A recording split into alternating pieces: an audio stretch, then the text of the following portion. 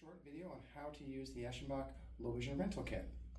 Comes in a sturdy shipping case that has wheels and handles, and when you want to use it, you just slide it aside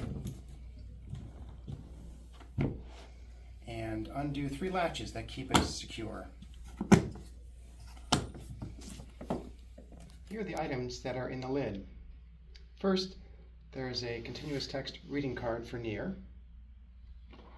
There's also a demo card that you can use that has examples of objects to be viewed and small print on the back side.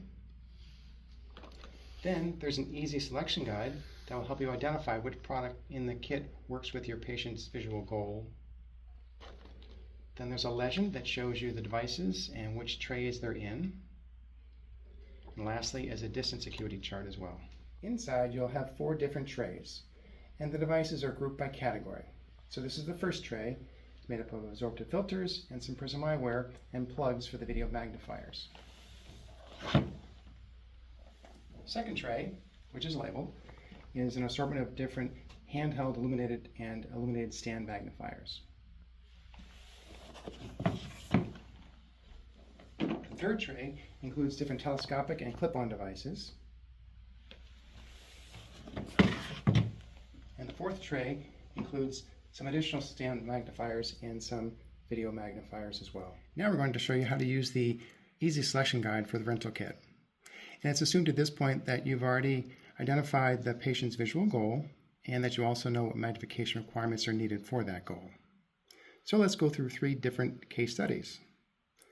The first is going to be for a patient who's trying to read a medicine bottle, and that patient needs 8 diopters of magnification to do that. So from the easy selection guide, what you need to find out is for that task, whether it's a near task or distance, and whether it's quick viewing or extended viewing. So when you think about it, reading a medicine bottle, that's a near task, and it's quick viewing. So the easy selection guide says look through pages 2 to 3 to find a list of the devices that might work that are in the kit.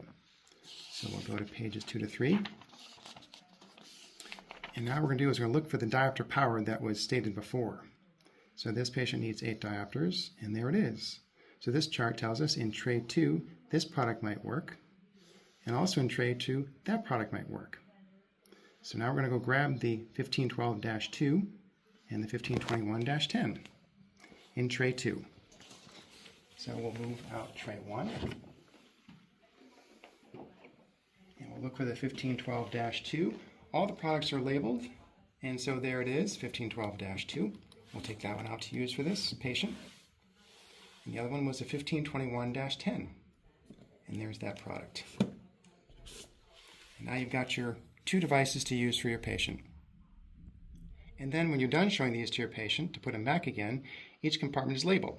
So the product 1521-10 has a label for it there, so that goes back in its slot.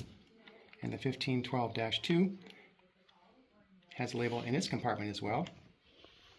And so we'll put that back in there, and then it's ready for you for your next patient.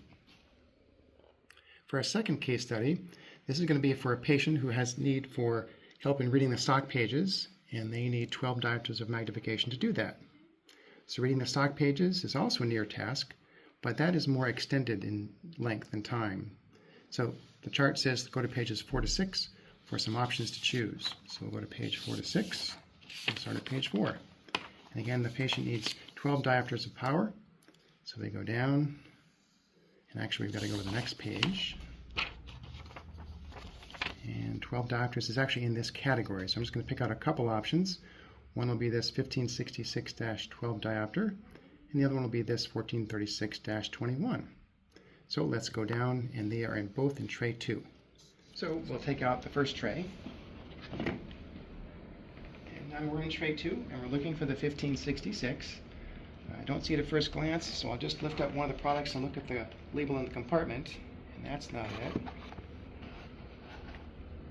But that's it, 1566. And actually I can confirm that because there's a sticker right on the back of the product too. Great, so that's one product I want to show the patient. The other one was the 1436-21, and there's that one. And again, when I'm done, I can know what compartment each goes into with the labels that are in the compartment.